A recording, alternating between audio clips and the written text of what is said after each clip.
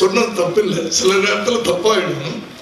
ஆனால் இதில் நீங்கள் சொன்னது வந்து இன்ட்ரெஸ்டிங் ஆயிடுச்சு உண்மையிலே. அப்போ எப்படி இவங்க பண்ணியிருப்பாங்க அந்த கியூரியாசிட்டி, அது அந்த ட்ரைலர்.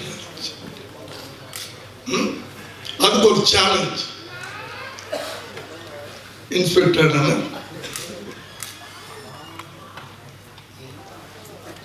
இந்த கேஸ் முடிகிற வரைக்கும் சிரிப்பே நான் பார்க்கணும்.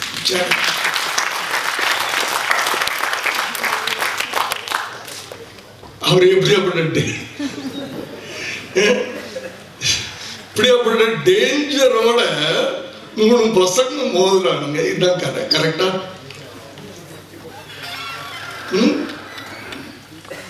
அவரே பயங்கரமான கிரிமினல்.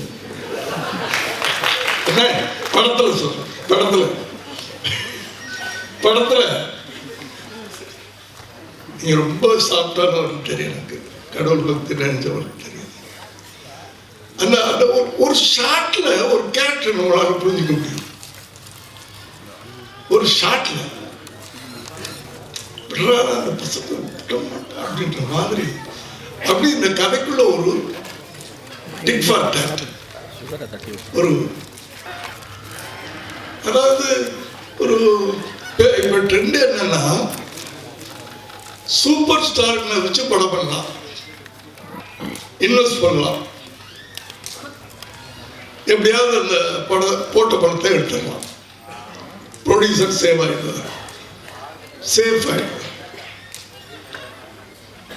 இல்லைன்னா இப்படி இப்படி புதுசா பசங்களை கொண்டாந்து புதுசுல ஃப்ரெஷ்ஷா வச்சு படம் பண்ணணும். இதுதான் பண்ணணும். இப்போ நடுவில் யாராவது வச்சு பண்ணோம்னா ப்ரொடியூசர் காணாம போயிடுவார், டைரக்டர் காணாம போயிடுவார். ஆனால் இங்க நான் குறிப்பா சொல்லணும், நான் கொஞ்சம் டைம் எடுத்துக்கிறேன். ஆனால் என்னை பேச வைக்குது அந்த படம், அந்த ட்ரைலர் என்ன பேச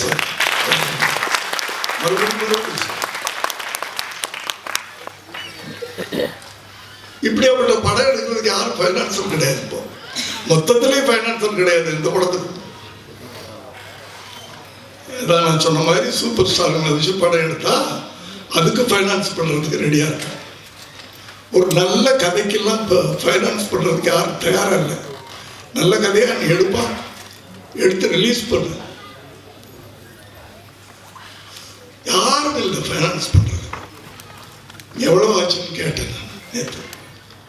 ஒரு 2.5 கோடிக்கு மேல சொன்னாங்க.